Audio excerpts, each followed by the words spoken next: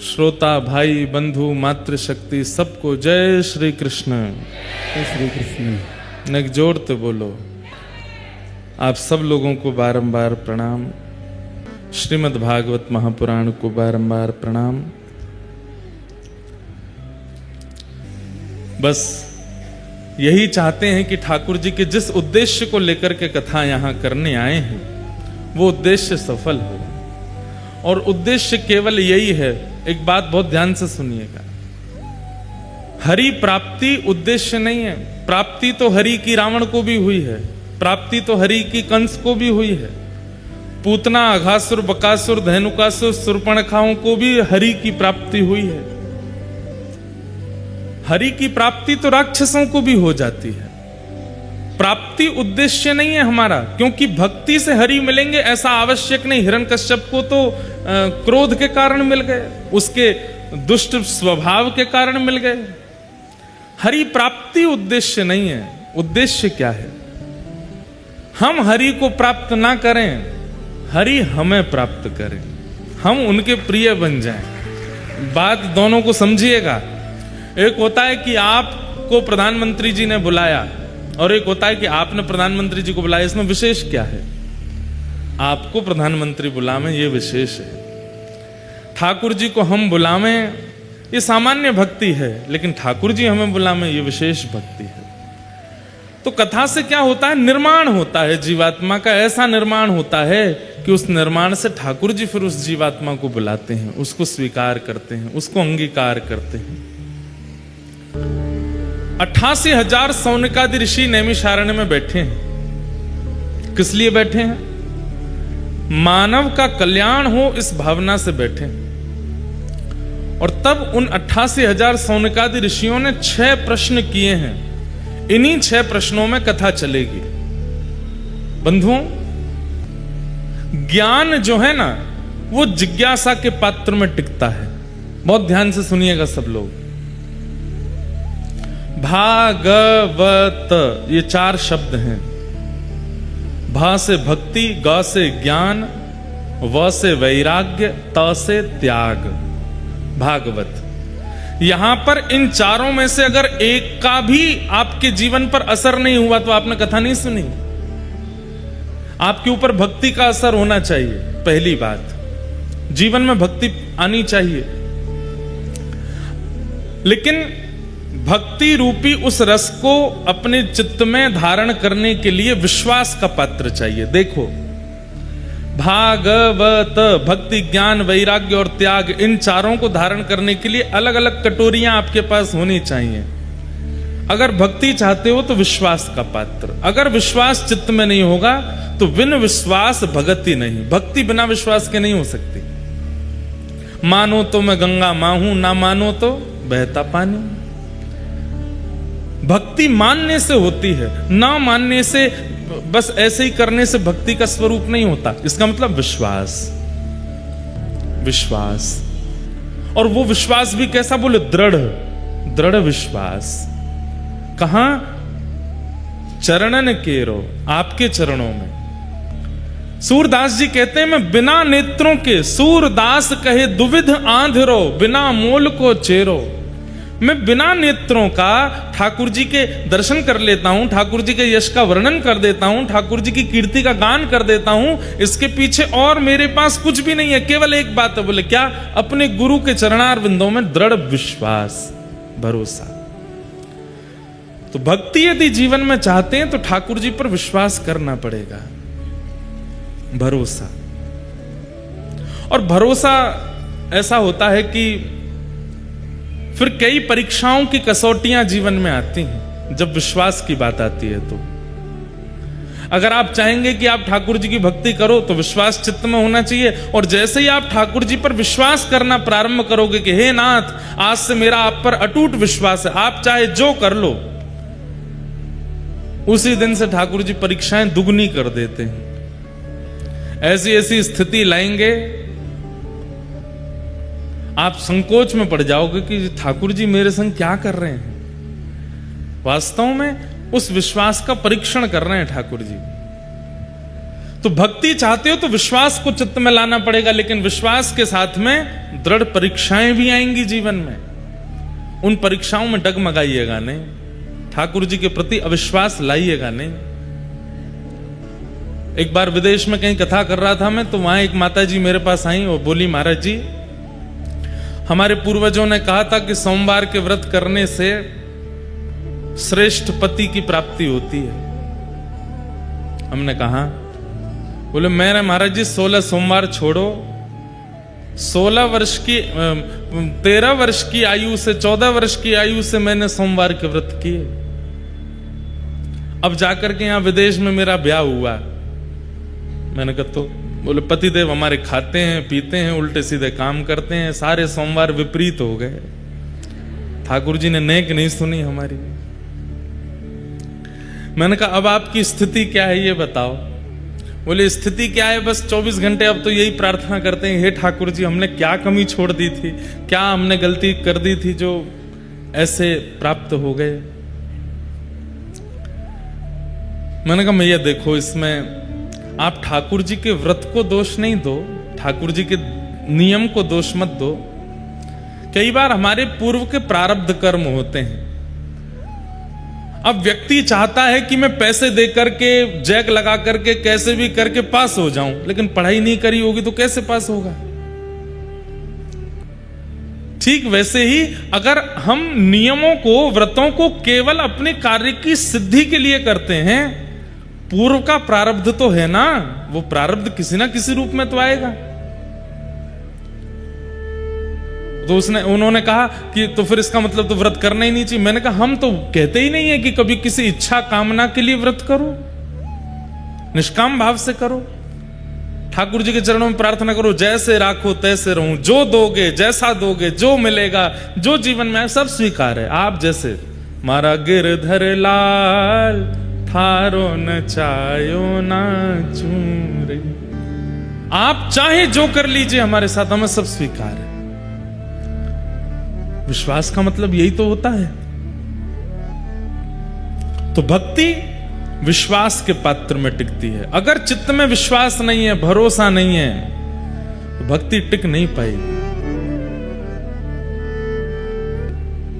दूसरा, आप कहेंगे कि महाराज जी विश्वास हमारा दृढ़ नहीं हो पा रहा, भक्ति छोड़ो ज्ञान दे दो। भागवत, तो दूसरा शब्द ग यानी ज्ञान। आप कह रहे हैं कि भक्ति के लिए विश्वास आप कर नहीं पा रहे, इससे अच्छा आप ज्ञान दे दीजिए। तो ज्ञान के लिए जिज्ञासा का पात्र। अगर चित्त में जिज्ञासा नहीं होगी तो ज्ञान नहीं टिकेगा। आप कथा में, यहां कई लोग हैं हमारे भैया सब बता रहे थे कि कथाएं सुनते रहते हैं, कभी कहीं कथा में जाते हैं कभी कहीं कथा में जाते हैं। पूज्य हमारे पिताजी महाराज की भी कथा हुई है इस स्थान पर 56 भोग मैदान में। तो कथाएं आप सब लोग सुन चुके हैं पहले भी, लेकिन आप मन में यह विश्वास करके और ऐसी भावना धारण करके बैठेंगे कि हम तो बहुत सुन चुके हैं, हम तो उनकी भी सुने, हम तो डोंगरे जी की भी सुने, हम तो बापू की भी सुने, हम तो उनकी भी सुने हैं। तो यहां बैठकर के आप कुछ नहीं प्राप्त कर पाओगे। मन में जिज्ञासा लेके बैठना ही पड़ेगा। भले ये व्यास जी हमसे आयु में छोटे हैं, भले ही इनकी आयु कम है, लेकिन फिर भी हमारी जिज्ञासा है कि ये क्या सुनाएंगे, हमें क्या प्राप्त होगा। जब तक ये भावना धारण नहीं करेंगे ज्ञान नहीं आएगा चित्त में। तो भक्ति के लिए विश्वास का पात्र, ज्ञान के लिए जिज्ञासा का पात्र। तो भाग और फिर आता है व। आप कहो महाराज जी जिज्ञासा, हम में कोई जिज्ञासा ही नहीं है, हम इतने ज्ञानी हो चुके हैं, अब हम में जिज्ञासा नहीं है, कुछ और दीजिए। तो फिर तीसरा आएगा वैराग्य। वैराग्य के लिए अनुभव का पात्र। अनुभव को अगर आज की भाषा में कहूं तो ठोकरों का पात्र। वैराग्य उसी को हो सकता है जिसने बहुत अनुभव किया हो या बहुत ठोकरें खाई होंगी। किसी व्यक्ति को कथा सुनी है ना आपने, बुद्ध, बालक बुद्ध, जब उनका जन्म हुआ तो किसी ज्योतिषाचार्य ने कहा कि जिस दिन ये संसार देख लेंगे उसी दिन वैराग्य हो जाएगा। उनके पिता ने ऐसा योजना बना दी, परकोटा बना दिया एकड़ों में, बोले कभी संसार देखने ही नहीं दूंगा पुत्र को, कभी वैराग्य नहीं होगा।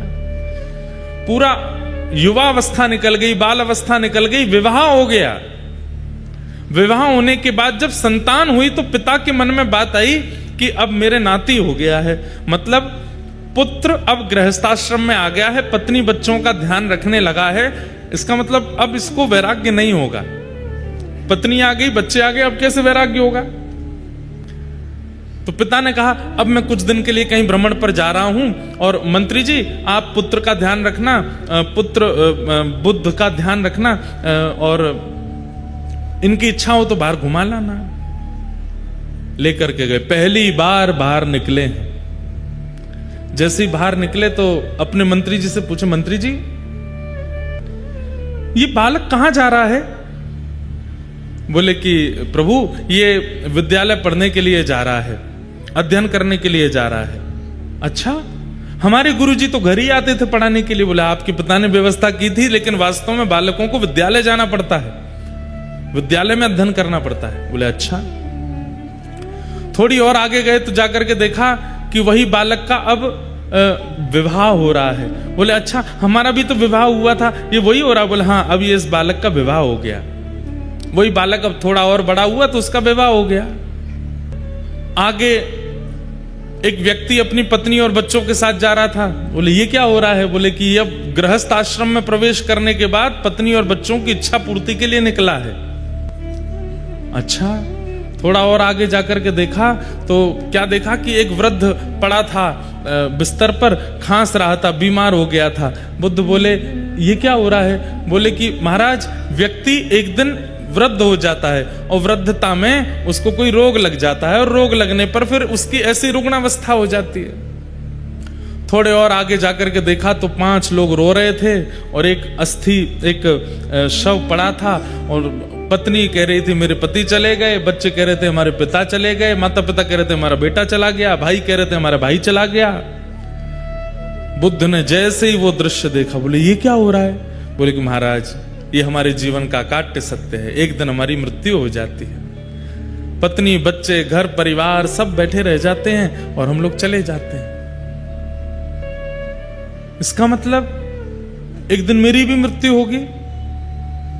मंत्री जी बोले आया है सो जाएगा, जो आया है उसको जाना तो पड़ेगा। मेरे बच्चे भी ऐसे रोएंगे, मेरी पत्नी भी रोएगी, मेरे परिवार के लोग भी रोएंगे। बोले हाँ महाराज रोना तो पड़ेगा। बस उसी दिन बोले कि अगर इन सबके बीच रहकर के ममत्व प्रकट करके एक दिन सबको रोता बिलखता छोड़ के जाना पड़ेगा, और मैं जाऊं उसके बाद तो सब रोएंगे, पर मेरे सामने भी तो सब जा सकते हैं, मेरे बालक भी जा सकते हैं, मेरी पत्नी भी जा सकती है, मुझे भी रोना पड़ेगा।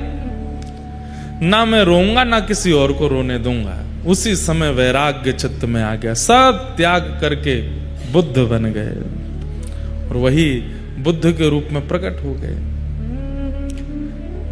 त्याग भागव यानी कि वैराग्य या तो अनुभव से आएगा या ठोकरों से आएगा। जीवन में जितने उतार चढ़ाव आते जाएंगे, जैसे जैसे लोग मिलते जाएंगे, उन लोगों से मिलने के बाद में आप लोगों को कई चीज का अनुभव होता रहेगा, वैराग्य आता रहेगा चित्त में। तो वैराग्य के लिए अनुभव का पात्र होना चाहिए। भाग व और अंतिम आया त्याग।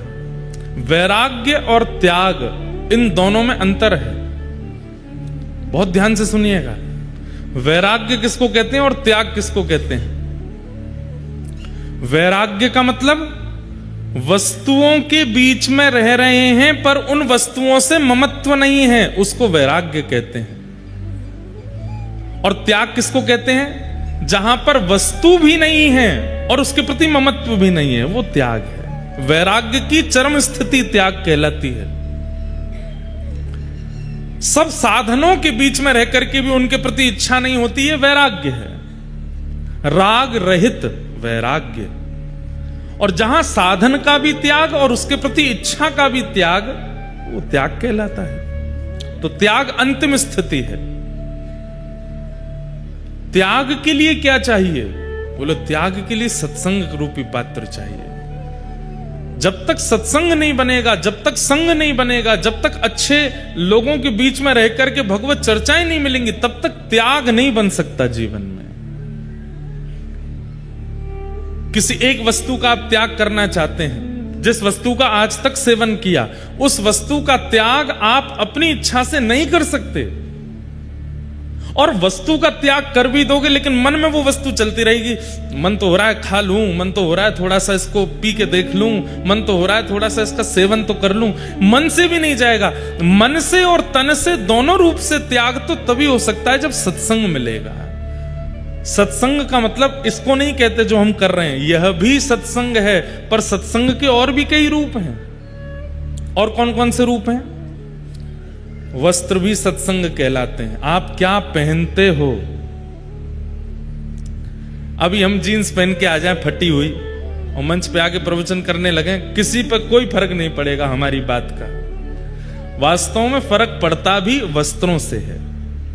क्या पहनते हैं? धोती पहनते हैं, बगलबंदी पहनते हैं, तिलक लगाते हैं, शिखा धारण करते हैं, कंठी माला पहनते हैं, सब कुछ सत्संग कहलाता है। आपका श्रृंगार भी सत्संग है, आपका आवरण यानी कि वस्त्र भी सत्संग है, आपका उठना बैठना भोजन भी सत्संग है। आप क्या खाते हैं क्या नहीं खाते हैं उससे भी सत्संग का प्रभाव होता है। कैसों के संग बैठते हैं, किससे मिलते हैं, कहां जाते हैं, कैसी स्थिति का प्रयोग करते हैं, सब सत्संग है। और इन सब का वातावरण जब होता है, अब देखो एक बात आपको बताएं, बाहर कोई स्ट्रीट फूड मिलता है ना, जो रोडों पर ठेला लेके घूमते हैं भैया, वहां आप खाने जाओ, कुछ आपको खिला देगा, जैसा होगा वैसा खिला देगा। लेकिन जैसे हम जाएंगे ना धोती बगलबंदी पहन के, तो अगर व्यक्ति ठीक होगा तो पहले महाराज जी 1 मिनट रुको, पहले बर्तन धोऊंगा, बर्तन धोएगा, फिर हाथ मांजेगा, सब साफ सुथरा करेगा, मक्खी मच्छर सब उठा देगा। क्यों? वो जानता तो है नहीं, लेकिन केवल वस्त्रों से उसको क्या अनुभव हुआ कि कोई सत्संगी महापुरुष है। इसके लिए हमको सामान्य वस्तु नहीं, कुछ विशिष्ट देना चाहिए। फ्लाइट में एयर होस्टेस आपसे नॉनवेज पूछ भी लेगी, लेकिन हमारे तो वस्त्रों को देख करके पानी ही पूछती हैं बस।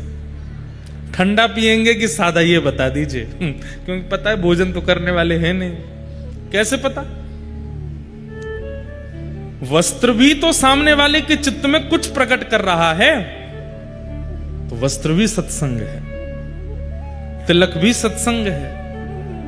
आप अपने घर पर जब फ्री टाइम में बैठते हैं, किस आकृति में बैठते हैं उससे भी पता चलता है कि आप सत्संगी हो कि नहीं। पड़ गए सोफा पे पांव ऊपर करके, ये सत्संग नहीं। वो बैठते भी सत्संगी का बैठना भी एक अलग रूप में होता है, उठना चलना फिरना सब कुछ उसका सत्संग बन जाता है। उससे त्याग बनता है। ऐसा व्यक्ति जो वस्त्रों से लेकर के भोजन से लेकर के संगति तक में सत्संग को निश्चित रखता है, वो व्यक्ति कभी भी किसी भी वस्तु का त्याग बिना किसी ममत्व के कर सकता है। उससे त्याग बन जाएगा। त्याग के लिए सत्संग का पात्र। एक बार एक शिकारी जंगल में घूम रहा था शिकार करने के लिए, बहुत बड़ा शिकारी। घूमते घूमते जब गया तो देखा एक गुफा के सामने से निकला, तो देखता हुआ जाता था कहीं कोई शिकार मिल जाए। गुफा में जैसे उसने झांक करके देखा तो कोई हिरन आदि तो नहीं दिखा। एक महात्मा बैठे थे, बड़ी बड़ी जटाएं उनकी, और महात्मा नेत्र बंद करके बैठ के ध्यान कर रहे थे। तुरंत अपना घोड़ा रोका और बोला कि मेरी माँ मुझसे कहती थी कि हम शिकारी हैं, हम वन में रहते हैं, हम मांस खाते हैं, लेकिन कभी भी कोई संत मिले, गुरु मिले, उससे प्रणाम जरूर करना, उससे आशीर्वाद जरूर लेना। दौड़ करके गया, महाराज जी प्रणाम, आपको वंदन करता हूं, आप इस जंगल में भजन कर रहे हैं, मैं इस जंगल का शिकारी हूं, मैं यहीं रहता हूं। महाराज जी ने नेत्र खोले, अच्छा बेटा खुश रहो। बोले अब मैं और तो कुछ आपकी सेवा नहीं कर सकता, मुझे बस ये बताइए कुछ पाएंगे, कुछ भोजन करेंगे, आप कुछ खाएंगे? नहीं नहीं बेटा, हम सब आनंद मंगल हैं, फलाहार करते हैं, फल खाते हैं, फल खा करके जीते हैं, और कभी 5-6 दिन में एक बार फल खा लेते हैं। फल खाते हैं, फल कोई खाने की चीज है। आप कहें तो मैं बढ़िया एक हिरण लेकर के आऊं, आप भोग लगाना, मुझे भी दे देना। अब संत बेचारे अब क्या बोले उसको। तो अब देखिए सत्संग का प्रभाव कैसा होता है। संत थोड़े मुस्कुराए। अब उसको ये तो नहीं कहा कि बेटा हम लोग मांसाहार आदि नहीं करते। उसको क्या बोले, तुम जो हिरण पाते हो ना वो तो सामान्य है, मैं तो एक बहुत ऊंचे हिरण की खोज में बैठा हूं, जब तक वो नहीं मिलेगा तब तक आहार ग्रहण नहीं करूंगा। अरे महाराज आप नहीं जानते, ये इतने कोस का जंगल, उसका सबसे बड़ा शिकारी हूं मैं, यहां कोई हिरण मुझसे भाग के नहीं जा सकता, शेर के चंगुल से बच जाएगा, मुझसे नहीं बच सकता। आप बताइए कैसा हिरण चाहिए आपको। महाराज जी बोले रहने दो, तुम ला नहीं पाओगे उसको। बोले नहीं नहीं बताइए। तो बोले लिखो कैसा हिरण है। बोले जिस हिरण की आश में मैं भूखा बैठा हूं वो हिरण कस्तूरी का तिलक लगाता है। शिकारी बोला कस्तूरी तिलक लगाता है हिरण? मैंने ये तो सुना कि कस्तूरी उसके नाभि में होता है, पर उसका चंदन बना करके अपने माथे से लगा के घूमता है, ये हिरण तो पहली बार देखा सुना। बोला हाँ वो कस्तूरी का तिलक लगाता है। कानों में नासिका में मोती पहनता है। अच्छा मोती पहन करके घूमता है हमारी तरह? बोला हाँ। और इस हिरण की विशेषता क्या है? बोले पीतांबरी पहनता है, निर्वस्त्र नहीं घूमता है, पीतांबरी धारण करता है, धोती पहनता है, और सबसे बड़ी विशेषता अधर पर वेणु रख करके अपने कर कमलों से बजाता है। शिकारी बोला जीवन निकल गया, ऐसा हिरण तो नहीं देखा मैंने। बोले इसीलिए तो इस वाले हिरण को हम पाना चाहते हैं, उसी के लिए बैठे हैं यहां पर। महाराज मैं आपको वचन दे करके जा रहा हूं, वो इसी वन में है ना, आप बस इतना बताओ। बोला हाँ वो सब जगह है, वो यहां पर भी है। मैं आपको वचन देता हूं जब तक ये हिरण नहीं मिलेगा मैं भी भूखा रहूंगा, मैं भी शिकार नहीं करूंगा, इसी हिरण को पकड़ के लाऊंगा। तब तो आप स्वीकार करेंगे ना, उसको पाएंगे फिर मुझे भी दे देना। बोला हाँ फिर पाएंगे, हम लेके आओ। महाराज जी ने तो ऐसे टरका दिया, लेकिन एक क्षण का वो सत्संग किया गया। अब वो तो शिकारी सीधा था, उसको ज्यादा हम आप चतुर जैसे लोग थोड़े ही हैं, हम तो बहुत चतुर हैं। हमारे सामने कोई महात्मा ऐसे बोलते तो हम तो तुम हिरण थोड़ी ही है, ये तो भगवान की बात कर रहे हो आप, हम तो 2 मिनट में बोल देते। लेकिन बेचारा सीधा बोला ठीक है मैं अभी जाता हूं। निकल गया। दिन रात पहाड़ों में, नदियों में, तालाबों में, पोखरों में, सघन वन में जाता है और केवल ढूंढ रहा है तिलक लगा करके वंशी बजाने वाला, पीतांबरी पहनने वाला हिरण मुझे मिले। 1 दिन, 2 दिन, 3 दिन, 5 दिन बीत गए। भूख के कारण व्याकुल होने लगा, मुख सूखने लगा। अब तो बस सामने से हिरण निकलते हैं तो उसको इच्छा तो बहुत होती कुछ खा लूं, लेकिन सोचता है मेरे गुरुजी भूखे हैं, मैं कैसे पाऊं, जब तक वो हिरण नहीं मिलेगा तब तक नहीं जाऊंगा। 7 दिन बीत गए। प्राण जब निकलने को होने लगे, आंखें खुलनी बंद हो गईं। अब स्थिति अपने वश में नहीं थी। ठाकुर जी उसके भाव पर रीझ गए। बोले बताओ हमको ढूंढ रहा है, भूख प्यास से व्याकुल होकर के हमको ढूंढ रहा है, हिरण के रूप में ढूंढ रहा है। इतने में ही मोर मुकुट धारण किए, कानों में सुंदर मोती धारण किए हैं, नाक में सुंदर मोती पहने हैं, पीतांबरी पहने हैं, ललित गति विलास वल्गुहास, टेढ़ी मेढ़ी चाल चलते हुए सघन वन से वेणु का नाद करते हुए कस्तूरी की सुंदर सुगंध आने लगी, चंदन की सुगंध आने लगी। तभी देखता है कि सामने से नीलांबर ठाकुर जी पीतांबरी पहन करके वेणुनाद करते हुए, मोर पिच्छ का मुकुट धारण करते हुए उसके सामने अधरों पर वेणु धारण करके मधुर स्वर से वेणु बजाते हुए आ रहे हैं। गुरु जी ने जितना बताया था सब देख रहा है। कस्तूरी की सुगंध आ रही है, नाक में मोती पहना है, कानों में कुंडल पहने हैं, पीतांबरी पहन रखी है, नील कांति नील वरण है। और ये हिरण तो नहीं है पर नेत्र तो मृग जैसे ही है, मृगनयन है। संभवतः यही वो हिरण होगा, श्रृंगार करके हमारे जैसा, मानवों जैसा लग रहा है। तुरंत प्रसन्न हो गया, वो मिल गया हिरण। अब क्या करूं, कैसे पकड़ूं? तो जैसे हिरण को पकड़ता है चुपके से, वैसे ही ठाकुर जी के पीछे धीमे धीमे चल रहा है और हिरण पकड़ने वाला जाला हाथ में लेकर के चल रहा है। ठाकुर जी मधुर मधुर स्वर से वेणु बजाते हुए गजगामिनी चाल से आगे चल रहे हैं, पीछे पीछे वो शिकारी चल रहा है। जैसे ही देखा मौका है, तुरंत जाला फेंका, ठाकुर जी को उसमें बंदी बनाया, पकड़ लिया पकड़ लिया पकड़ लिया, आ गया मेरे चंगुल में।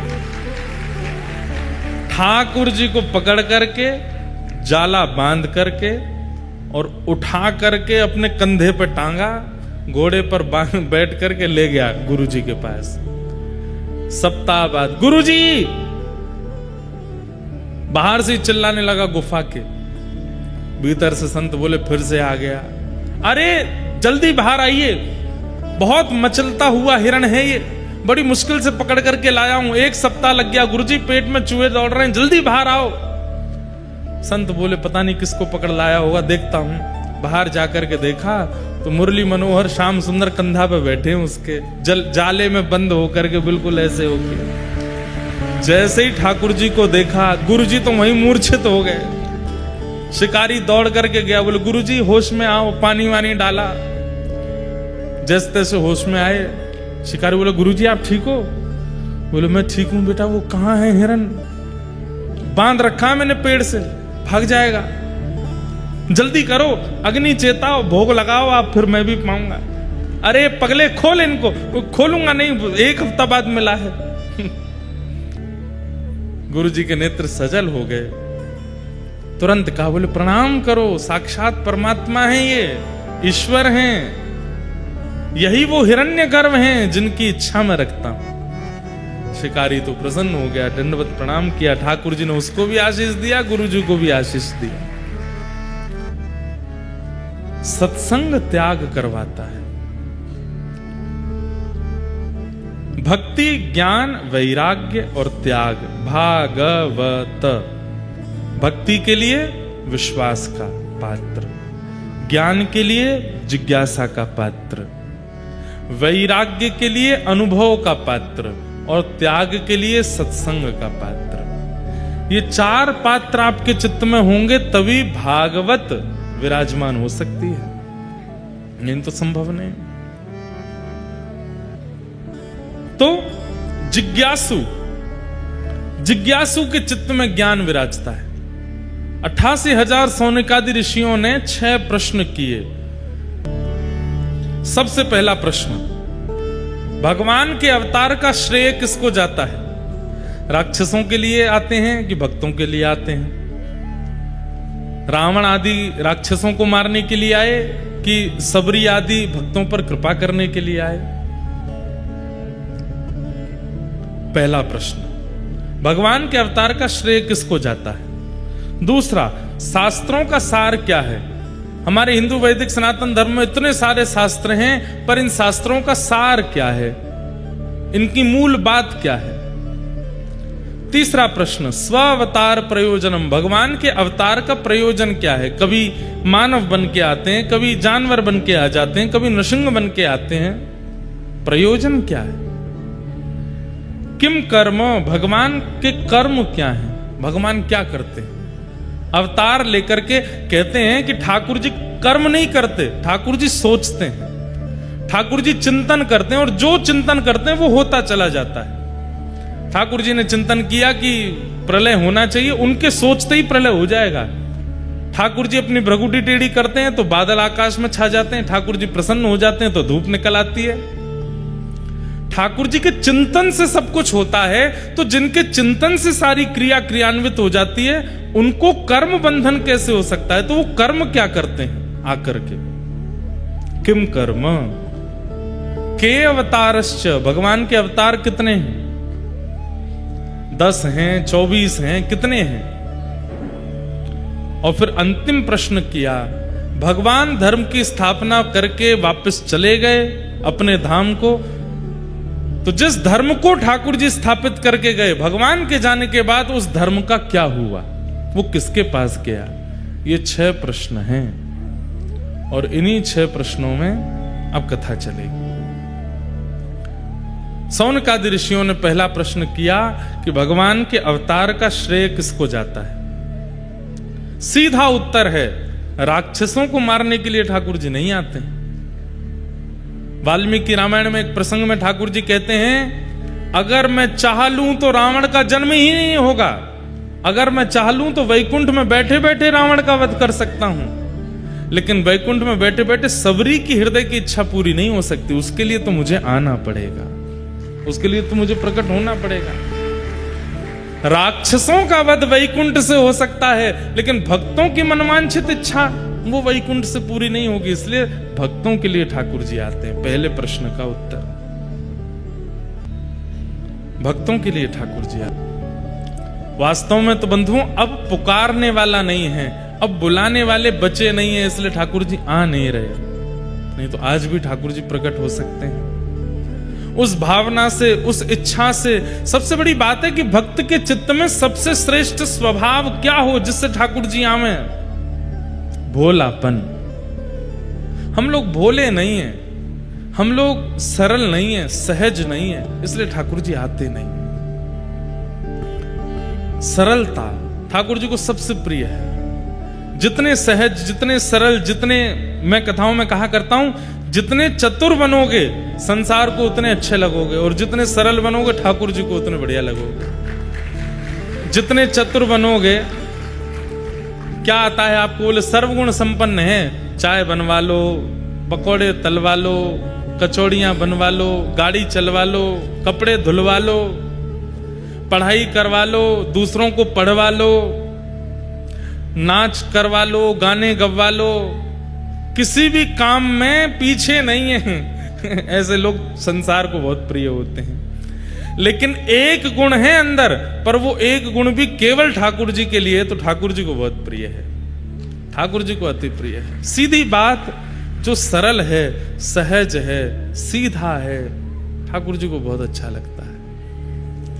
हम तो यही कहते हैं कि नित्य ठाकुर जी से प्रार्थना करो, बाकी सब तो आप स्वयं कर सकते हो। अपने कर्म बंधन से अपने कर्म बंधन खोल सकते हो, अपने कर्मों से सब कुछ निर्माण कर सकते हो।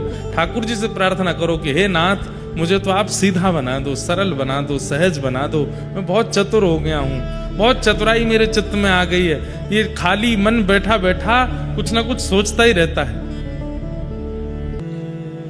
हमें दीन बना दो, सरल बना दो, सहज बना दो।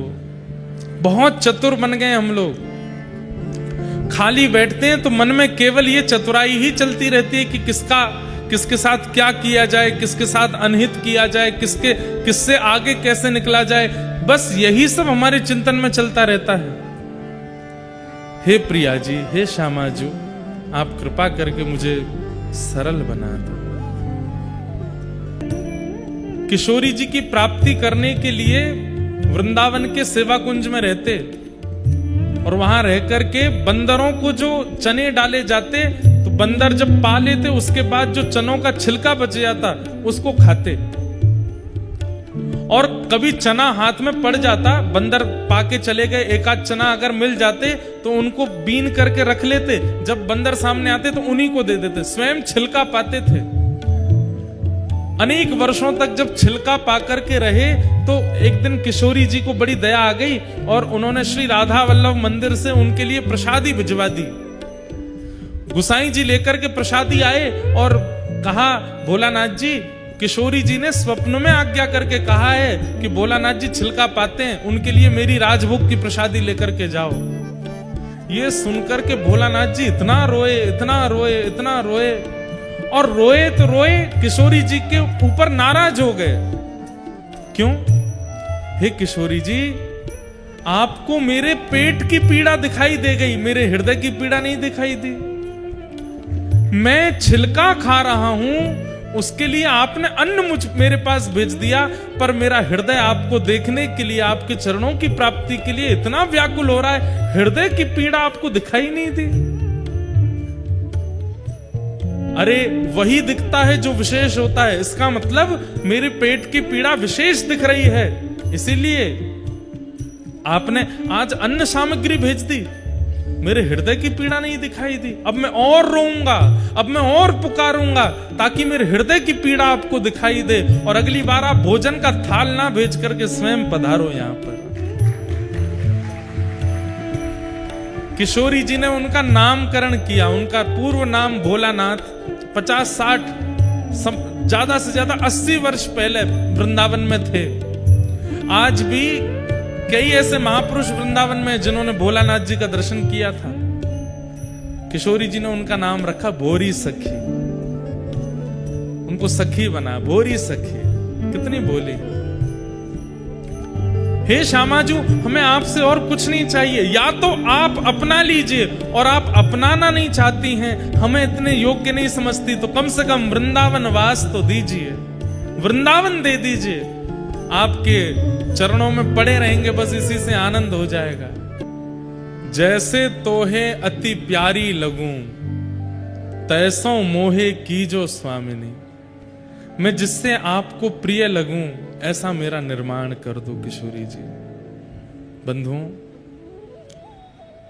हम हरि को प्रिय लग जाएं, बस ये हमारी इच्छा है।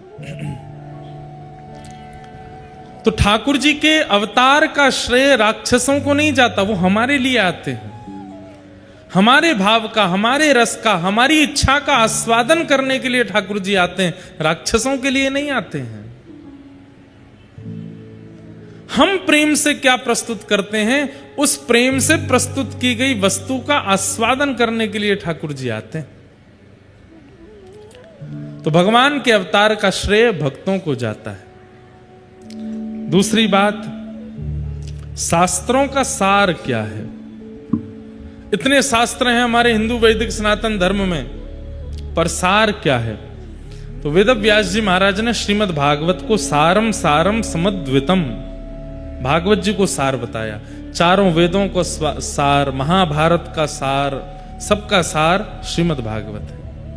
भागवत जी सार है। स्व अवतार प्रयोजनम, भगवान के अवतार भिन्न भिन्न क्यों होते हैं। कभी मानव बन के, कभी नृसिंह बन के, कभी कछुआ बन के, कभी कुछ बन के। एक ही रूप में क्यों नहीं आते, अलग अलग रूप क्यों धारण करते हैं। ठाकुर जी सर्व व्यापकता और सर्वग्राह्यता प्रकट करते हैं। केवल मानव बनकर के आएंगे तो एक प्रकार से जीवों के प्रति यह भावना हो जाएगी कि ठाकुर जी उनके नहीं हैं, हमारे ही हैं, वे सबके हैं, इसलिए सर्व रूप धारण करके आते हैं। हमारे यहां वृक्षों में भी श्री ठाकुर जी हैं, नदियों में भी ठाकुर जी हैं, पहाड़ों में भी ठाकुर जी हैं। अरे कहां तक है, राक्षसों में भी ठाकुर जी कहते हैं प्रहलाद मैं हूं, सब में मैं हूं। मासा नाम मार्गशीर्षो, हम मार्गशीर्ष महीना को ठाकुर जी अपना स्वरूप बताते हैं। सब जगह ठाकुर जी की व्यापकता है, इसलिए ठाकुर जी अलग अलग रूप धारण करके आते हैं। और फिर दूसरा रूप धारण करने का कारण होता है भक्त की हृदय की इच्छा। सब लोग सावधानी से सुनो।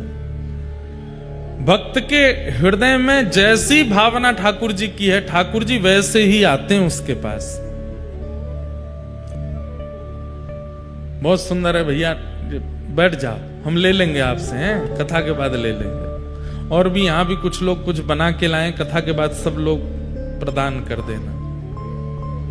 अभी कथा सुन लो।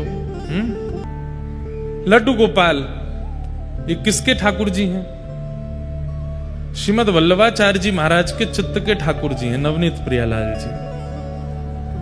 उनके चित्त में ये छवि है कि हाथ में मक्खन लेकर के ठाकुर जी घुटमुन चल रहे हैं, और उन्हीं की छवि से ठाकुर जी ऐसे नवनीत प्रियालाल जी के रूप में प्रकट हो गए।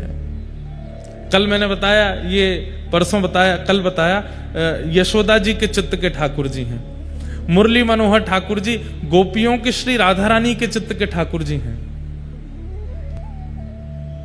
सब जगह अलग अलग स्वरूप है ठाकुर जी का। जगन्नाथपुरी में ठाकुर जी बिना हाथ पैर आंख नाक मुंह के बैठे हैं, विचित्र स्वरूप है ठाकुर जी का, पिघला हुआ, प्रेम पिघलित हैं। वहां ठाकुर जी ब्रजवासियों के प्रेम में, वियोग में प्रेम विगलित हो गए हैं, उनके चित्त के ठाकुर जी। दक्षिण में एक उडुपी में श्री कृष्ण भगवान हैं, वहां के स्वरूप अलग हैं। एक केरला में एक और ठाकुर जी हैं, वहां पर गुरुवायूर, उनका अलग स्वरूप है। भक्त की इच्छा के अनुसार भी ठाकुर जी अलग अलग रूप धारण कर लेते हैं। पंढरपुर में वही विट्ठल बन करके बैठे हैं। तो भगवान के अवतारों का प्रयोजन सर्वव्यापकता और सर्व इच्छा, सबकी इच्छा के लिए भी ठाकुर जी रूप धारण करते हैं। किम कर्म, ठाकुर जी का कर्म क्या है? केवल गौ ब्राह्मण संत वैष्णवों की सुरक्षा, ठाकुर जी का यही कर्म है कि ये प्रसन्न रहें। बस ये प्रसन्न रहेंगे तो पूरी सृष्टि प्रसन्न रहेगी। इसी का भाव ठाकुर जी चित्त में रखते हैं। के अवतारश्च, भगवान के अवतार कितने हैं? असंख्य। अवताराय असंख्य, एकादश स्कंद में वेदव्यास जी कहते हैं असंख्य अवतार हैं भगवान के।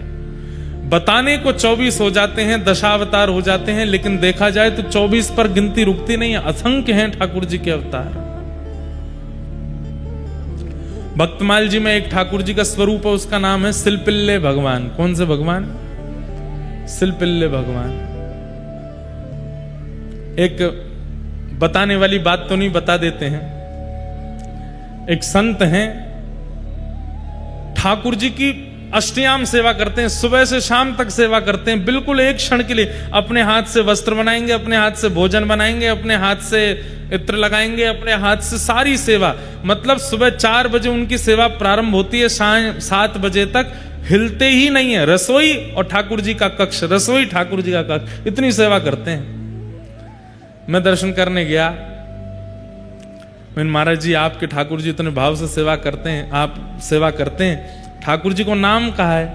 तो क्या नाम बताए? बवाल बिहारी। क्या नाम है? बवाल बिहारी। मैंने कि ये कैसा नाम है बवाल बिहारी? बोले तो बवाल नहीं है तो क्या है? सुबह सुबह उठ करके इनको ये पवाओ, उठते ही पट दूध पिवाओ, फिर लड्डू खवाओ, वो बना करके लाओ। और भाई सेवा करने वाले तो फिर विशेष रूप से करते हैं, जिनको केवल काम चलाऊ करना वो काम चलाऊ करते हैं। अब जैसे अभी महीना चल रहा है, अब गुलाब का इत्र नहीं लगेगा ठाकुर जी को, अब मोगरा का इत्र नहीं लगेगा। अब धीरे धीरे ठाकुर जी के इत्र परिवर्तित होंगे, क्योंकि धीमे धीमे हवा में नमी आ रही है, थोड़ी ठंडक आती जा रही है, रात्रि में ठंडा होता जा रहा है, तो इसलिए अब ठाकुर जी के इत्र बदल जाएंगे। अब केसर का इत्र धीरे धीरे प्रारंभ होगा, कदम्ब का इत्र लगेगा ठाकुर जी को, और फिर जैसे ही महीना ठंडा हो जाएगा पूर्ण रूप से, तो फिर ठाकुर जी को हिना का इत्र लगेगा, शमामा का इत्र लगेगा, गरम इत्र, कस्तूरी के इत्र लगेंगे। तो कितना अब इत्र का भी विचार किया जाता है, वस्त्रों का भी विचार किया जाता है। गर्मी में ठाकुर जी को बिल्कुल सूती वस्त्र पहनाए जाते हैं, अब धीरे धीरे रेशमी वस्त्र और फिर धीरे धीरे गर्म वस्त्र पहनाने पड़ेंगे। भोजन सामग्री में भी, पेय पदार्थ में भी ध्यान रखा जाता है कि गर्मी में क्या पाएंगे, सर्दियों में क्या पाएंगे। बवाल बिहारी, तो बोले इसलिए इनका इतना बवाल है, इसलिए इनका नाम हमने बवाल बिहारी रख दिया है। मैंने कहा बहुत बढ़िया। तो जाकी रही भावना जैसी, प्रभु मूरत देखी तिन तैसी। जिसकी जैसी भावना होती है ठाकुर जी उसके लिए वैसे रूप में प्रकट हो जाते हैं। धन्ना जाट के लिए सामान्य पत्थर में भी ठाकुर जी आ गए, और पुंडलीक के लिए साक्षात पंडरीनाथ भगवान द्वार पर खड़े हैं, पर उसके लिए माता पिता ही सर्वोपरि हैं। वो ईंट खिसका देता है, बोले कि मैं माता पिता की सेवा छोड़ के थोड़ी आऊंगा। जिसकी जैसी भावना वैसे ठाकुर जी हो जाते हैं। तो अवतार असंख्य हैं ठाकुर जी के, एक नहीं है। और अंतिम प्रश्न किया गया, धर्म कम शरणम गतः। अंतिम प्रश्न है कि भगवान के चले जाने के बाद, लीला पूरी करने के बाद धर्म किसकी शरण में गया। इसका उत्तर देते हुए कहते हैं, धर्म हमारी शरण में है, इसलिए धर्मो रक्षति रक्षतः। धर्म की रक्षा करने का दायित्व हमारा है। इसका मतलब रक्षा उसकी की जाती है जो शरण में है। तो ठाकुर जी धर्म स्थापित करके गए, हम लोगों को सौंप गए कि भाई अब धर्म का पालन तुम करना। जो लोग कहते हैं कि हम धर्म मार्ग पर क्यों चलें, क्योंकि आपको ठाकुर जी, इसके लिए ही ठाकुर जी आए थे धर्म स्थापित करने, और आपको देके गए कि इसका स्थापन करो, इसकी सुरक्षा करो। अगर धर्म मार्ग से विलग होकर के व्यक्ति चलता, ठाकुर जी को बहुत पीड़ा होती है। हमने धर्म स्थापित किया और ये धर्म से विलग चल रहे हैं। ये 6 प्रश्न किए और इन्हीं 6 प्रश्नों का अब विस्तार से उत्तर भागवत है। सूत जी महाराज अपने गुरुदेव को वंदन करते हैं और वंदन करते हुए कहते हैं, हे साधु जनों, आप लोगों ने जो प्रश्न किया है, इस प्रश्न से कृष्ण लीला प्रकट होगी, कृष्ण कथा प्रकट होगी, इसलिए मैं इन प्रश्नों को प्रणाम करता हूं। भगवान के अवतारों का वर्णन करते हुए भागवत जी के निर्माण की कथा सुनाई। श्रीमद् भागवत क्यों लिखी गई? प्रश्न हुआ कि वेद व्यास जी महाराज ने इतने ग्रंथ लिखे थे, तो फिर भागवत लिखने की क्यों इच्छा हुई? तब बताते हैं। वेद व्यास जी महाराज ने भागवत की रचना की। क्यों? जब वे इतना कुछ लिख चुके तो फिर भागवत क्यों लिखी? क्योंकि अपनी रचनाओं से संतुष्टि नहीं हो रही थी। संतुष्टि मतलब, बंधुओं देखो, रचनाकार को अपनी रचना के ऊपर पता होता है कि इससे कितना लाभ होने वाला है, कितनी हानि होने वाली है, उसको सब पता होता है।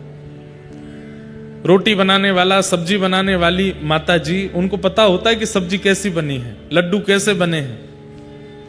अगर श्रेष्ठ नहीं बने होते और कोई जबरदस्ती प्रशंसा करता है तो माता जी कह देती हैं, बोले कि देखो, हमें पता है तुम बोल रहे हो बहुत अच्छा है, लेकिन हमको पता है आज हमने इतने मन से बनाया नहीं है, इतना अच्छा बना नहीं है। रचनाकार को पता होता है कि उसकी रचना कैसी है। वेद व्यास जी महाराज अपनी रचनाओं से संतुष्ट नहीं है। क्यों?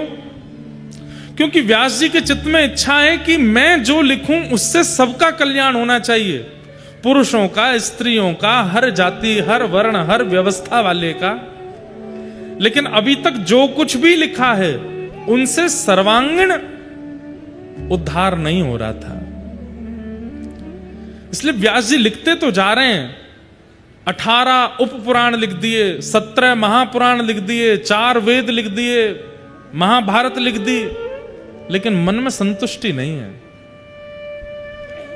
हर रचना के बाद सोचते हैं कि कुछ अधूरा है, कुछ रह गया है।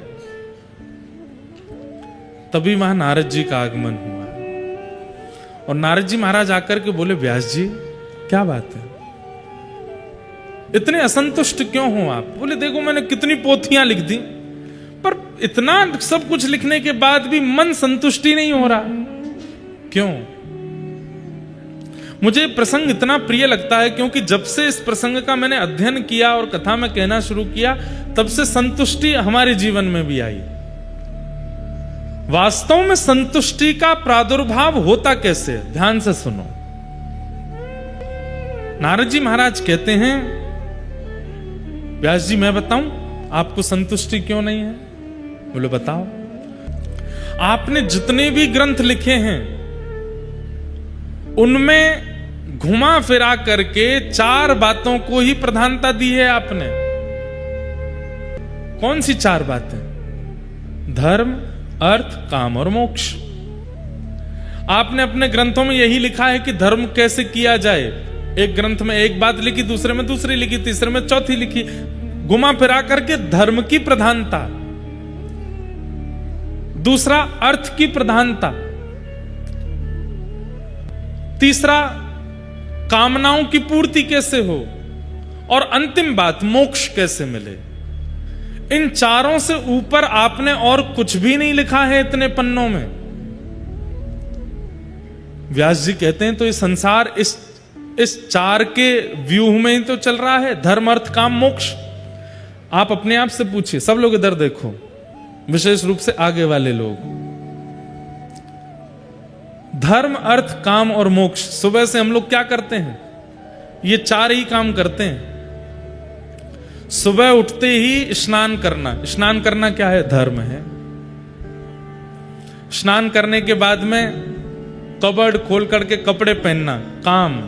अपनी इच्छा से देखते हैं कौन सा पहनना है। फिर उसके बाद नाश्ता करना, मन वांछित पराठे बनाओ या ये बनाओ, पूड़ी बनाओ, कुछ बनाओ, अपनी इच्छा, कामनाओं की पूर्ति। धर्म पहला, स्नान करना, अपने शरीर को शुद्ध करना, पवित्र करना, माता पिता को प्रणाम करना, जो कुछ भी है वो सब धर्म में आ गया।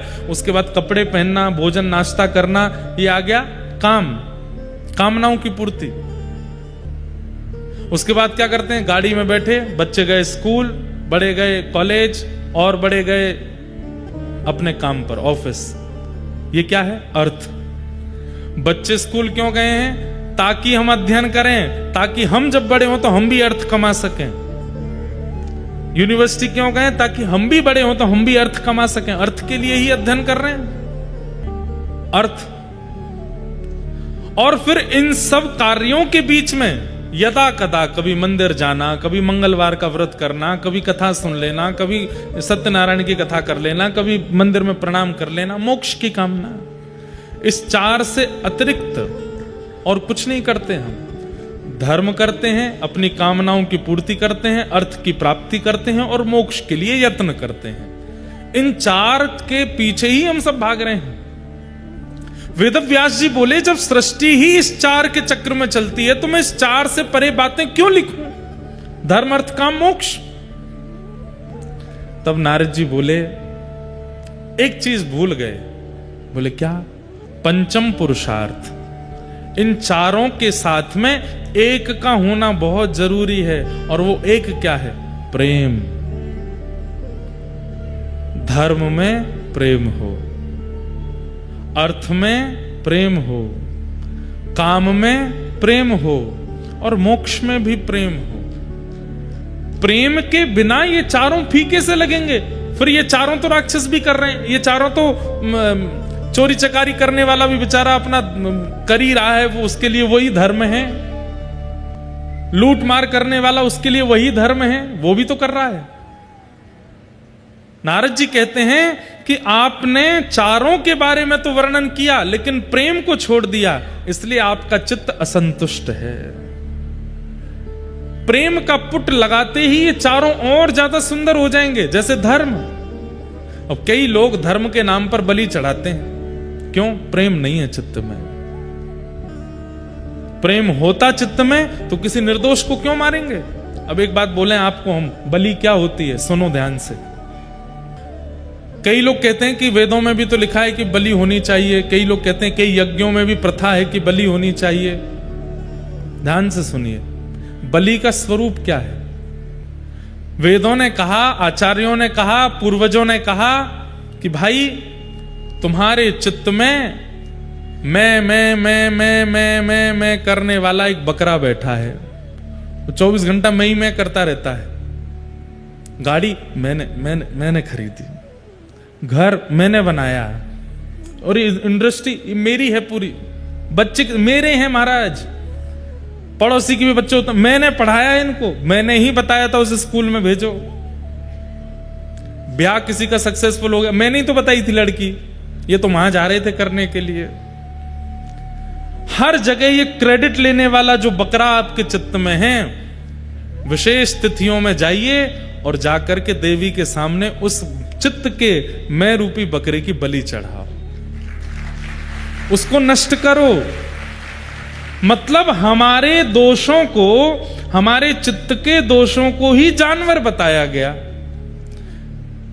उनकी बलि चढ़ाने की आज्ञा की। लेकिन भले लोग हैं हम, चित्त की बलि तो नहीं चढ़ा करके आए, जानवर को ले गए। लो महाराज, देवी प्रसन्न हो जाएंगी। दुर्गा सप्तशती कहती हैं, कुपुत्रो जायेत क्वचिदपि कुमाता न भवति। पुत्र कुपुत्र होता है, पर मां कुमाता कभी नहीं हो सकती। वो मां को कैसे प्रसन्नता हो सकती है? अब कई मंदिरों में भी ऐसा होता है, कई लोग विरोध करेंगे मेरा इस बात पर, कई जगहों पर तो प्रथा है, पहाड़ी इलाकों में कहते हैं बलि नहीं चढ़ाओ तो देवता भूखलन कर देते हैं, लैंडस्लाइड होने लग जाता है, बाढ़ आ जाती है। अरे नहीं, ऐसा नहीं होता। कोई देवता किसी जीव की बलि नहीं चाहता। धर्म है पर दया नहीं है उसमें, धर्म है पर प्रेम नहीं है उसमें, इसलिए धर्म के नाम पर हम अधर्म कर देते हैं। कई लोग, अच्छा चलो ये तो बहुत ऊंची बात कर दी मैंने, हमारे लेवल की बात करूं, हम लोग धार्मिक हैं, पर हमारा धर्म कैसा है कि दूसरा व्यक्ति जो करता है उसको बिल्कुल ओछा समझ लेते हैं। अगर कोई दूसरा धार्मिक कार्य कर रहा है तो ऐसे थोड़ी होता है, शंकर जी ऐसे थोड़ी खुश होते हैं, कहां का पानी लाओ, नल का पानी लाओ, नल का पानी चढ़ा रहे हो शंकर जी पर, इससे खुश होते हैं। कौन सी मिठाई लाए हो, कैसा तिलक लगा रहे हो, कैसा चंदन लगा रहे हो, कौन सी माला, अरे ये पुष्प तो शंकर जी को प्रिय नहीं। कई लोग भक्ति में बीच की भुआ बने रहते हैं, ऐसे नहीं होता, ये नहीं होता, ये नहीं करते, वो नहीं करते, ऐसा नहीं होता। अरे तरीके बहुत होते हैं समझाने के, उसको करने दो। करने के बाद जब आपके पास बैठे तब उसको किसी कथा के द्वारा, किसी प्रसंग के द्वारा, किसी प्रमाण के द्वारा समझा दो। सुनो ऐसे ऐसे होता है, हमने सुना था उनकी कथा में ऐसा प्रसंग था, वहां कहीं ऐसा वर्णन है। और जब तक आपके पास प्रमाण ना हो बोलिए मत, प्रमाण लेकर के आओ तब उसको समझाओ। धर्म में दया होनी चाहिए, धर्म में प्रेम होना चाहिए, नहीं तो धर्म के नाम पर अधर्म कर देते हैं कई लोग। अर्थ, धन कमाने में भी प्रेम होना चाहिए। प्रेम कैसे होता है धन कमाने में? जितनी जरूरत है उससे अधिक, जैसे पता चला कि उससे अधिक आ गया है तो फिर मन में क्या विचार आता है, हमारा काम इतने में चल जाएगा पर इसका क्या करें जो इतना आया है, इससे हम कुछ दान कर दें, पुण्य कर दें, सेवा कर दें, विवाह करा दें, अनाथ बच्चों के लिए कुछ करवा दें, कहीं कोई व्यवस्था कर दें, आदि आदि आदि। धन में प्रेम आ गया तो दान बन गया। धर्म, अर्थ, काम। अब काम में प्रेम कैसे आता है? कामनाओं की पूर्ति में प्रेम कैसे आता है? कामना है कि आज आलू का पराठा बने, लेकिन हम स्नान करके आए उससे पहले ही माता जी ने पोहा ही बना दिया, तो पोहा बन गया है तो फिर उसमें गुस्सा ना करे या उटपटांग बोले ना, बस जो मिल गया वो उसको पाले प्रेम से, वो कोई बात नहीं, माँ कल पराठे बना देना, थोड़ा अच्छा लगेगा। और बाकी आप जो बनाते हैं सब अच्छा ही है। पत्नी बना दे नमक ज्यादा है तो प्रेम से पाले, कुछ कहे नहीं, ये कामना में प्रेम हो गया। धर्म, अर्थ, काम और मोक्ष, मोक्ष में भी प्रेम। केवल यज्ञ किए जा रहे हैं, अनुष्ठान किए जा रहे हैं, व्रत किए जा रहे हैं, नियम किए जा रहे हैं, प्रेम का बिल्कुल ध्यान नहीं धर रहे हैं। ठाकुर जी के सामने दिया जलना चाहिए, अगरबत्ती जलनी चाहिए, अनुष्ठान होना चाहिए, यज्ञ होना चाहिए। ठाकुर जी को प्रेम कैसे प्रस्तुत हो इसका कोई विचार नहीं है। ऐसे मोक्ष की प्राप्ति से भी मोक्ष तो मिल जाता है, पर ठाकुर जी भी फिर बहुत बड़ा वैकुंठ है, उसमें कोई कोना दे देते हैं, बैठे रहो भाई, वैकुंठ चाहिए था, मिल गया तुमको। 5 प्रकार की मुक्ति होती है ना, उन मुक्ति में जो केवल यज्ञ, व्रत, अनुष्ठान का, नियम का ध्यान रखते हैं, उसमें प्रेम का ध्यान नहीं रखते, ठाकुर जी के प्रति भावना नहीं रखते, केवल नियम से सब कुछ करते रहते हैं, उनको मुक्ति मिलती है। पर कैसी मुक्ति मिलती है? वैकुंठ में एक कक्ष प्राप्त हो जाएगा, एक स्थान प्राप्त हो जाएगा, बैठे रहो वहीं पर, बैठ करके चिंतन करते रहो, हफ्ता में कभी एक बार ठाकुर जी दिख जाएंगे। लेकिन प्रेम लक्षणा भक्ति करने वाली, जैसे मीराबाई, जैसे सूरदास, जैसे कुम्मन दास, जैसे रैदास, ऐसे प्रेम से ठाकुर जी को पुकारने वालों को वैकुंठ मिलता है, पर ठाकुर जी इनको निज परिकर बना लेते हैं, अपना बना लेते हैं। आप हमारे पास रहो। एक कवि हुए, वो गाते हैं, गजराज तारो तेने आवने को, जावने को, खावने पकावने को मीराबाई तारी है। नरसी मेहता को तारो वही वार सवारने को, वेदन सुनावने को जयदेव तारो है। रैदास तारो तेने चामड़ा मधावने को। सबके लिए एक वाक्य कहा गया। बोले तुमने गज को क्यों तारा? बोले तुमको उस पर बैठ के सवारी करनी है, चलो वैकुंठ में चलो, वहीं पे तुम पे बैठा करेंगे। गजेंद्र को तार दिया। खावने पकावने को मीराबाई तारी है। मीराबाई क्यों तार दी? बोले राजस्थान की हो, बढ़िया बढ़िया खाती बनाती पकाती हो, चलो वैकुंठ में हमारी सेवा करो। निश्चित है कि वैकुंठ में ठाकुर जी की रसोई बाईसा ही बनाती होंगी, मीराबाई ही बनाती होंगी। क्यों? वो निज परिकर में आ गई हैं, क्योंकि प्रेम से ठाकुर जी को प्राप्त कर रही हैं, नियम से नहीं, अनुष्ठान से नहीं। इसका मतलब ये नहीं कि मैं अनुष्ठान आदि का, मैं खुद अनुष्ठान करता हूं, पर अनुष्ठान में प्रीति होनी चाहिए। संकल्प जब लेते हैं ना, ब्राह्मण देवता जब संकल्प बुलवाते हैं, उसमें पूछते हैं कि आपकी जो भी इच्छा हो उसको धारण कर लीजिए। उसमें यही इच्छा धारण करना कि हे श्याम सुंदर, आपके चरणों में हमारी प्रीति बढ़े, प्रेम बढ़े, आपसे जैसी प्रीति मेरी संसार में है, धन में है, व्यापार में है, अपनों में है, वैसी प्रीति आप में हो जाए। इस प्रीति के लिए मैं आपका भजन कर रहा हूं, ये अनुष्ठान करा रहा हूं। प्रेम, प्रेम, आपने प्रेम को छोड़ दिया व्यास जी, इसलिए आपके चित्त में संतुष्टि नहीं है।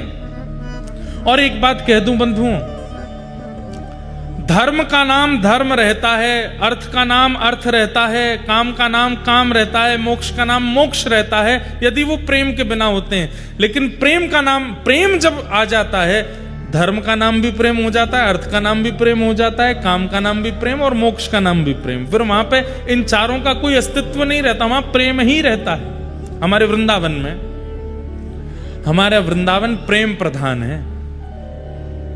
अभी तो हम वृंदावन की ज्यादा अंतरंग चर्चा कर नहीं रहे यहां पर, थोड़ा हम भी समझ रहे हैं आप लोगों को कि उस भाव की आप लोग आस्वादन कर पाओ, तो फिर वृंदावन का रस सुनाएंगे।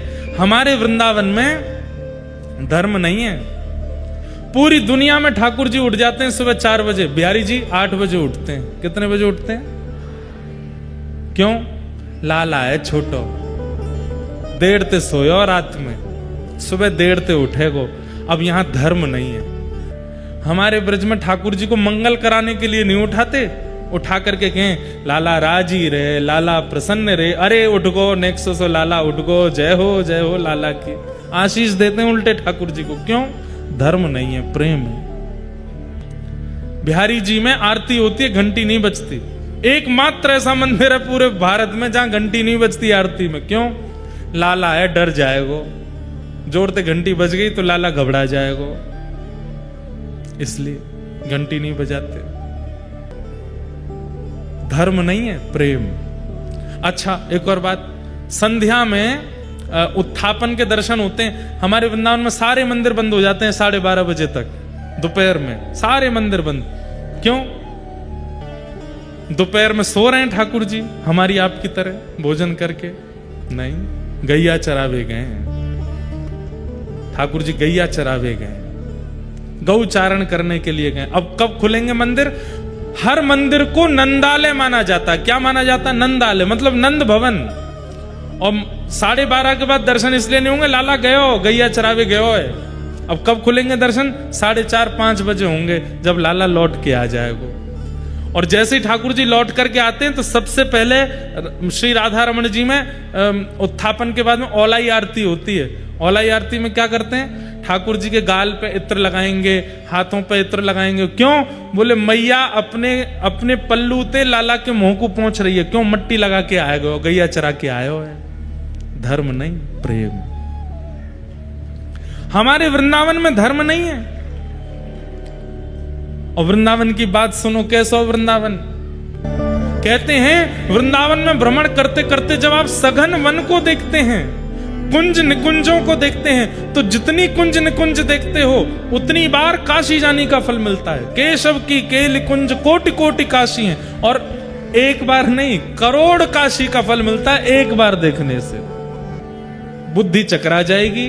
पढ़े लिखे साइंस के स्टूडेंट्स बोलेंगे कुछ भी बोल रहे हैं व्यासपीठ पे बैठ के, पर यही तो बात है कि हमारा वृंदावन पढ़े लिखे वाले इनको समझ में ना आवे। ठाकुर जी से कह के गए, आप रो क्यों रहे हो? ठाकुर जी बोले, ब्रजवासियों की याद आ रही है उद्धव, मथुरा जब से आया हूं मैं। परमात्मा हैं आप भगवान हैं, आपका रोना शोभा देता है। ठाकुर जी कहते हैं मुझे, पर ब्रजवासियों ने मुझे अपने प्रेम पाश में बांध लिया उद्धव, मुझे उनकी याद आ रही है। अरे ऐसी बातें मत करिए, वेद हंसेंगे आपके ऊपर। जिन वेदों ने नेति नेति कह करके आपको परमात्मा रूप बना करके प्रकट कराया, उन वेदों को क्या लगेगा जब आप कहेंगे कि आप ब्रजवासियों के लिए रो रहे हैं। ये मोह ममत्व आसक्ति आपके चित्त में, आप तो भगवान हो। उद्धव मुझे नहीं समझ में आ रही तुम्हारी बात, तुम एक काम करो। बोले क्या? ब्रजवासियों को समझाया हो जो तुम मुझे बता रहे हो कि मैं वेदों से प्रकट होता हूं, मैं परमात्मा हूं, मैं भगवान हूं। सब लोग इधर देखो, ध्यान से सुनना। ठाकुर जी कह रहे हैं ये बात तुम ब्रजवासियों को बताया हो।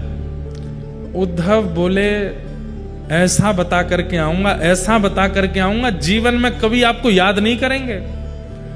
माया और परमात्मा का रूप क्या होता है प्रकट कर दूंगा ब्रजवासियों के सामने अपनी लच्छेदार वाणी में। अरे मैं बृहस्पति का शिष्य हूं, भगवान बोले जाओ, सुनो, ज्यादा संस्कृत मत बोलना, ब्रजवासी सीधे हैं। मुझे मत समझाओ ठाकुर जी, आप मुझे बोलने में बहुत संकोच होता है, पर आप क्यों भूल जाते हैं कि मैं बृहस्पति का शिष्य हूं, मुझे जाने तो दीजिए। अच्छा कब आओगे तुम? शाम तक आ जाऊंगा। ठीक है, सुनो इधर आओ। ठाकुर जी ने अपना पटका उतार करके गले में पहनाया, मुकुट में से मोर पुच्छ निकाल करके पहनाया। उद्धव बोले ये क्यों कर रहे हैं आप? इसके बिना जाओगे तो ब्रजवासी तुमसे बात नहीं करेंगे, इससे पता चल जाएगा कि मैंने तुमको भेजा है। अच्छा जाता हूं। 6 महीना बाद लौट करके आए उद्धव जी। कितने महीना बाद? 6 महीना बाद। और 6 महीना पहले जिस उद्धव की वाणी थी, उन उद्धव जी की 6 महीने बाद की वाणी क्या है? अपनी झोली फैलाते हैं, हे विधाता, हे परमात्मा, हे ब्रह्मा, यदि मैंने कोई अच्छे कर्म किए हों और उन अच्छे कर्मों के फल के स्वरूप अगला जन्म मेरा अगर धरती पर होना हो, कृपा करके वृंदावन में दे देना और मेरी प्रार्थना स्वीकार कीजिए, मुझे मानव बना करके मत भेजना। तो क्या बने? आशा महो चरण रेणुज श्याम हम श्याम वृंदावने किमपि गुल मलतौषधीणाम। छोटा सा पौधा बना करके भेजना, बड़ा पेड़ भी नहीं, ऐसी पौधे की जाति में भेजना जो बड़े होते ही नहीं है, छोटे ही रहते हैं। ब्रह्मा जी प्रकट हो गए, क्या मांग रहे हो उद्धव? छोटा पौधा क्यों? बोले ताकि जब जब हवा चले इन ब्रजवासियों की चरण रज मुझ पर सनाती रहे, सिर से लेके नीचे तक मैं इसी ब्रजरज में सना रहूं, ऐसी कृपा कर। 6 महीना बाद उद्धव जी लौट करके आए। ये लंबी दाढ़ी हो गई, बड़ी केश जटा बन गए थे उनके। जैसे ही मथुरा पहुंचे, भगवान के सामने आ, भगवान बोले कौन हो भैया, कहां से आए हो? मैं हूं उद्धव। उद्धव तू तो शाम को आ रहा था, 6 महीना निकल गए। नेत्र सजल हो गए, उद्धव के चरणों में गिर गया। बोले नाथ मैं एक प्रार्थना करूं आपसे। बोले क्या? शंकर जी को बुला लीजिए, ब्रह्मा जी को बुला लीजिए और कह दीजिए सृष्टि वो संभाल लेंगे, आप तो वृंदावन चलो, आप तो ब्रजवासियों के बीच में रहो, किशोरी जी के पास रहो। इस सृष्टि का भार शंकर जी को, ब्रह्मा जी को दे दीजिए, क्योंकि आपके उपयुक्त स्थान वैकुंठ नहीं है, आपके उपयुक्त स्थान गोलोक नहीं है, आपके लिए उपयुक्त स्थान तो श्रीधाम वृंदावन है, वहीं चलो। उन गोपियों के बीच में रहेंगे ठाकुर जी, गोपियों के घर की बासी दही पाएंगे, आधी रोटी पाकर के चोरी कर करके रहेंगे। इन गोपियों के स्नेह प्रेम के आगे मेरा ज्ञान फीका पड़ गया नाथ। किशोरी जी की चरण रज में रहेंगे, यशोदा मैया की चरण सन्निधि में रहेंगे। चलो मैं आपको ले जाने के लिए आया हूं। हाथ पकड़ करके ले जाने लगा ठाकुर जी को वृंदावन उद्धव। हमारे ब्रज में कहते हैं ऊधो सूधो है चलो, सुन गोपिन के बोल, ज्ञान बजाई डुमडुमी प्रेम बजायो ढोल। ज्ञान की डुमडुमी बज गई ब्रजवासियों के प्रेम के आगे। एक पंक्ति मुझे मिल जाए, मैं उद्धव गोपी संवाद बहुत ज्यादा कहता नहीं हूं कथा में, क्योंकि भाव स्थिति इतनी आगे चली जाती है कि फिर मैं ही नहीं निकल पाता उससे। पर एक दो पंक्ति सुनाता हूं, एक सुंदर भाव की। मिल जाए तो, नहीं तो कोई बात नहीं। जब उद्धव जी महाराज वृंदावन गए, नंद बाबा से मिले, सोने के रथ में बैठ करके गए थे उद्धव जी। ये बात मैं प्रसंग क्यों सुना रहा हूं? हमारे वृंदावन में धर्म अर्थ काम मोक्ष कुछ भी नहीं है, केवल एक है, क्या? प्रेम। और नारद जी महाराज व्यास जी को यही समझा रहे हैं कि प्रेम का पुट आपने नहीं लगाया इसलिए असंतुष्ट हो। तो जब उद्धव जी महाराज